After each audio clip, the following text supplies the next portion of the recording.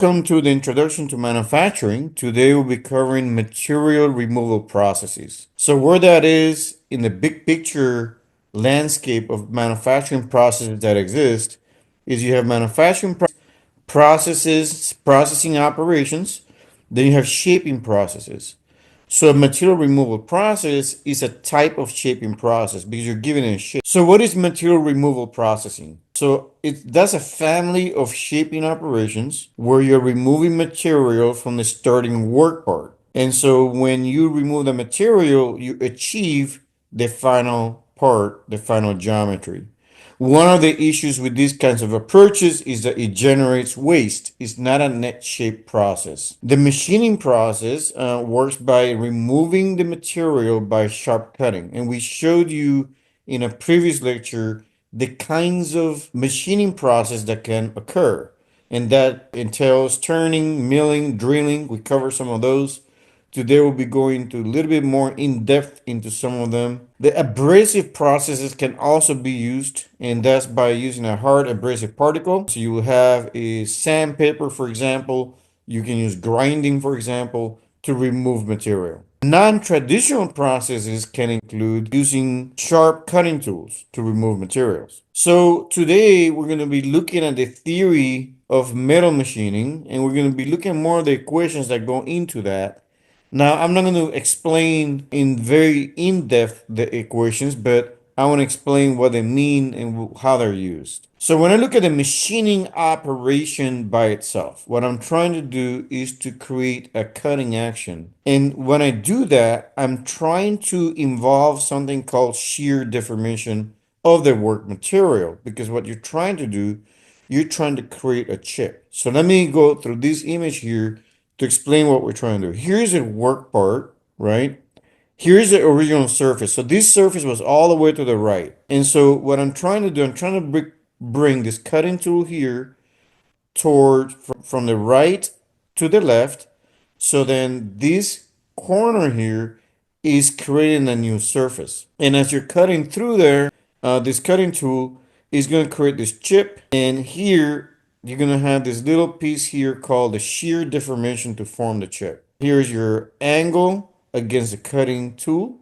We call this facing part that touches that chip raking face. And then here we call that the flank. So the motion of these two is going from right to left, like I said. And so this is basically how the cutting action works. Now here on the right hand side, you can see another type of cutting tool where in here you have an approach that's a positive rake angle, but here is a negative rake angle. At the end of the day, both of these tools achieve the same process, which is to remove the chip so the new surface then is exposed. So why is machining important? We discussed it in extent, but today we summarize it very quickly here. A variety of work materials need to be machined because you need to form screws, threads, round holes. You may need to create straight edges and surfaces, and you also can achieve very nice dimensional accuracies and surface finish using machining. And that's the benefit of this approach. The issue, like I said before, is that there's a lot of wasteful material generated, like I said, chips. And so those materials are wasted. There is a time consuming process associated with this. It generally takes more time to shape a given part than alternatively shaping processes, such as casting, powder, metallurgy. So the machining operation by itself takes time, and then it's slower than the other ones we have discussed, the casting. However, machining is extremely important, and that's the point here. You can machine so many things that we use in industry. That is a very required process. So there's advantages and disadvantages to everything, right? And so the machining can also be performed after other manufacturing processes. For example, if you do additive manufacturing, you're going to generate, it's not here in the slide, but an additive manufacturing process can generate a lot of surface asperities. And so what you could do is to use machining operation to smooth out the surfaces, as an example. Other processes can also create a more general shape, but then you'll use machining to achieve that final shape, especially if you need to have very high precision dimensional tolerances. And so that's a benefit here. The machining operations of interest are, and the ones that we have discussed previously, but again, really summarized here quickly because we covered them before, is turning, drilling, and milling. And then from there, you're looking at other machining operations like sawing, shaping and planning, and broaching. So those are other ones that are created. So let me go over broaching, for example. Here's the work part, and then this broaching part tool, I'm sorry, this tooling is going to go through that work part to then create this form surface that you see here. And then here you can see other operations where you have the work part, you have your tool, and then this is applying a load, a speed with some velocity, and then chipping the material in several places, for example. So other ones that we've talked about are planning, shaping, slotting, if you need to create slots like here, or broaching, like I said here. So let's talk about turning. In turning, and on the left side, you can see a nice image here of the tool chipping that little piece here. And you can see another piece kind of came off here. So turning is a single point cutting tool. And in this case, you have your feed motion tool here. That's your cutting tool here. And then that's your work part. And in this case, the work part is the one being rotated. This is your initial work part, but the new surface is being generated as this part is being rotated. And that's being created by chipping material away. And like I said before, shear deformation is extremely important to make this happen. And so in this case, a turning operation allows you to achieve a cylindrical shape. A drilling operation, I think everybody's quite familiar with this one because almost everybody here has drilled, but you'll have a drill bit and then your feed motion goes downwards and that's your work material. And then you have other operations like peripheral milling and face milling. In this case, in the peripheral milling, you have this rotating machinery or this rotating tool here, and that's your new surface here from this part that initially had this thickness. And so this one is moving across to cut a plane or straight surface. So on the right, you have a face milling where now the rotation is perpendicular. The axis of revolution of the speed motion, the axis there is perpendicular to the face that you're cutting. And you can see here that this face milling is removing material from that face.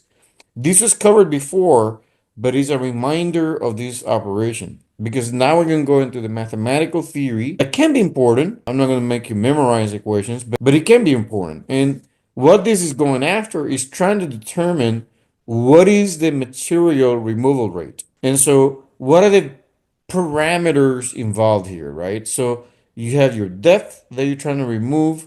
Here's your cutting speed going at a velocity v, and then you have your feed motion F there. And so you can see F here, over here, and then you can see the chip shown here. D is how much I have removed or I want to remove. V is the cutting speed. So what are the three dimensions of this machining process then? We got the cutting speed V, which we call the primary motion. Feed F here is the secondary motion. And depth of the cut is the penetration of the tool below the original work surface. So that difference, like I said. So how do I calculate the material removal rate? Very simple, just using mathematical geometric equations. And that's cutting speed V times the feed times the depth of the cut. And that multiplication will give you the removal rate required to do that calculation. And that can be quite important if you're trying to determine how long an operation will take. Now you have other things called like roughing and finishing. So in production, you can make several rough cuts for the part. And the idea there is to kind of get to some bulk cutting. And then you can then follow it up with some finishing cuts. So roughing, basically what you're trying to do there is you're trying to remove large amounts of the material. And the idea is to get it close enough, not to the final shape, but close enough where you can now operate to introduce the finishing touches. They'll provide the tolerances that you need, and that will usually have very low amounts of feeds and depths.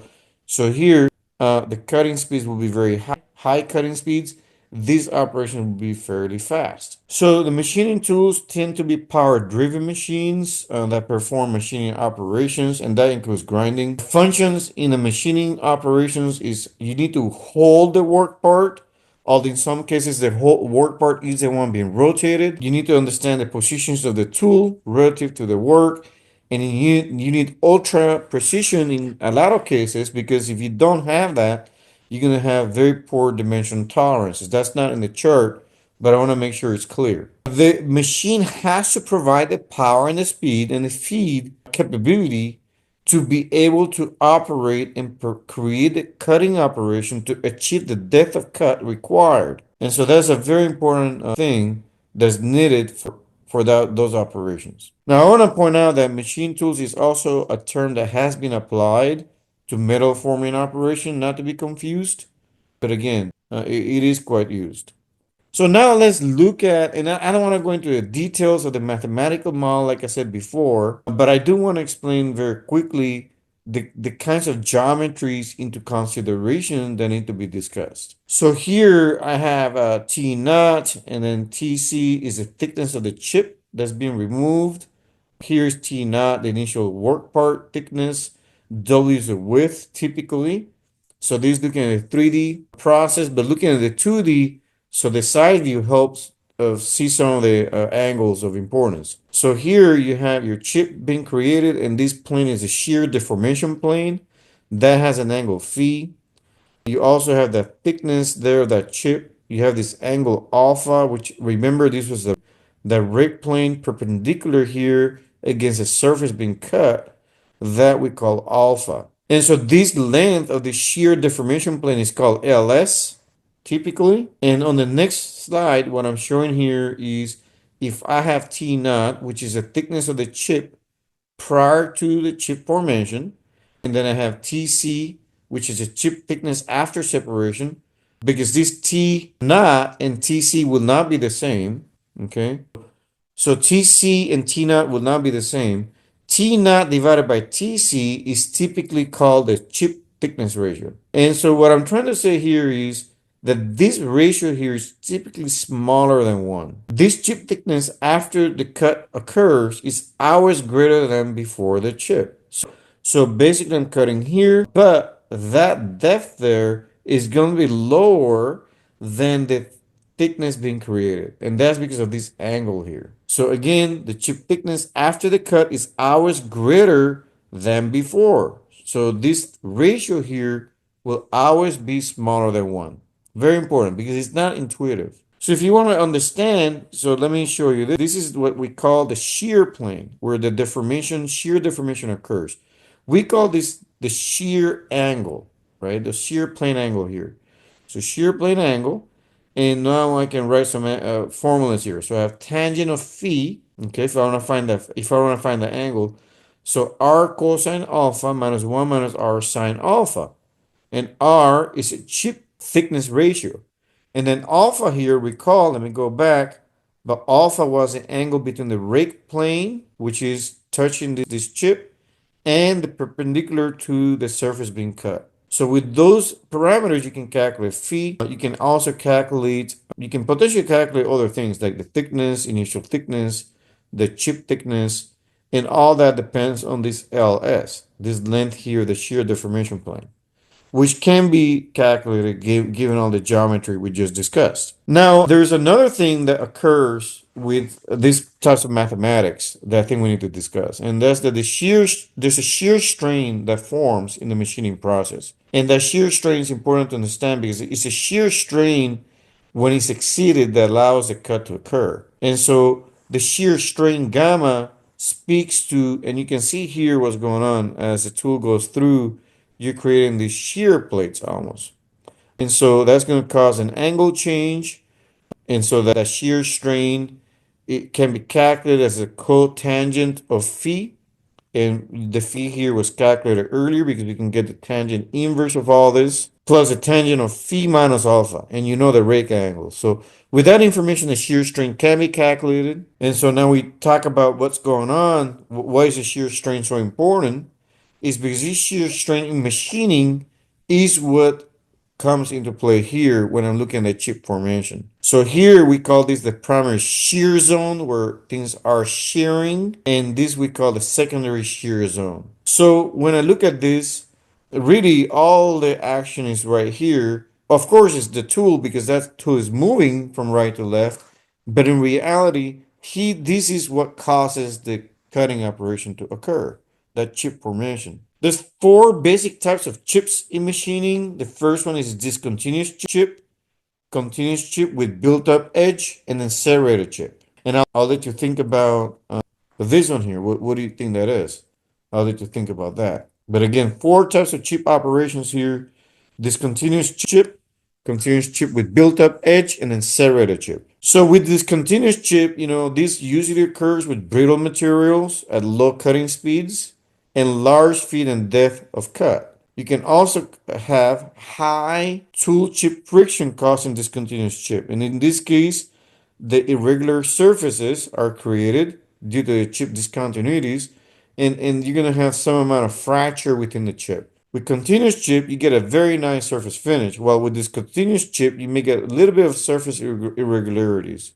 And that's due to these chip discontinuities that are occurring, especially with brittle materials, low cutting speeds, and again, large feed and depth of cut. So with continuous chip, you actually achieve that typically with ductile work materials, so materials that have the ability of plastically deforming quite a bit, high cutting speeds, and if you have a high cutting speed, you can achieve a smoother surface, small feeds and depths that allows you to be able to have a easier way to create shear strains that exceed the allowable, so then the chip can form, because if it's too deep, then it's going to be harder to get this off. And then a low tool chip friction, and that allows it to get a nice good finish. So with built-up edge, you can also look at this. This works with ductile materials, low to medium cutting. Tool chip friction causes portion of the chip to adhere to the rake surface. So you're going to have some amount of built-up material that sticks to this rake face, and then that built-up edge forms, then breaks off, and cyclically we'll get once in a while these little surfaces here. With a serrated chip, you get these strange shear deformation patterns where you have high shear strains quite a bit occurring. In the middle of them, you have low shear strains.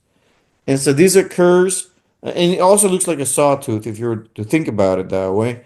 But you get cyclical chip forms with alternating high shear strain with low shear strains.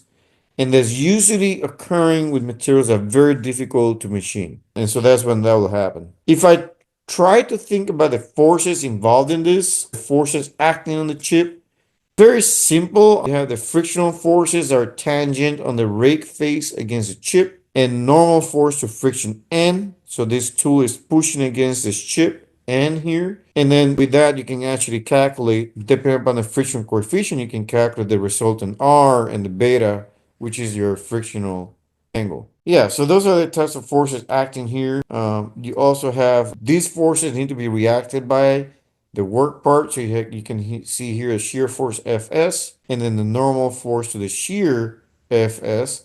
We call it normal force F. And here, these forces are the ones acting on this plane here. And so you can do a resultant force addition, but basically, in essence, for the chip to be formed, you need to be able to have R equals R prime. You need to have F equals Fn, and then Fn equals Fs. So that takes me to the coefficient of friction, which is quite important. We said that lower coefficient of friction can lead to better surface finish. A higher coefficient of friction can lead to some issues. And so mu here is the force F divided by N. I think everybody has seen these from a statics class. You have the friction angle beta, which I just stated earlier here. This is the beta angle there. And you can relate that to the mu, which is a ratio of that force, which is a frictional force, of that tool against that chip. And then N is a force perpendicular against the chip. So that allows you to calculate the shear stress acting on the shear plane. So that will be Fs there divided by As. And earlier we talked about how to calculate that length As.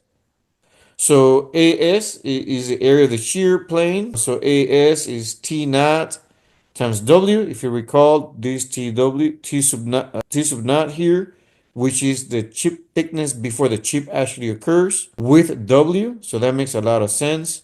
That's the area, this cross-sectional area here, times T naught, that little rectangle there.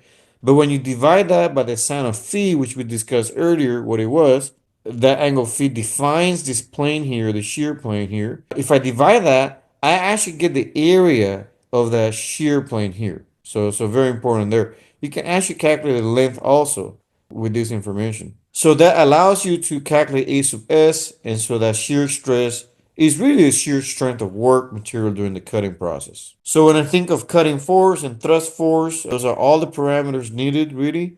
You can't really measure these things here. All this free body diagram I created here, I can't really measure Fn, Fs, or any of those. But I do know that I can measure cutting forces, Fc, is I'm pushing that tool against.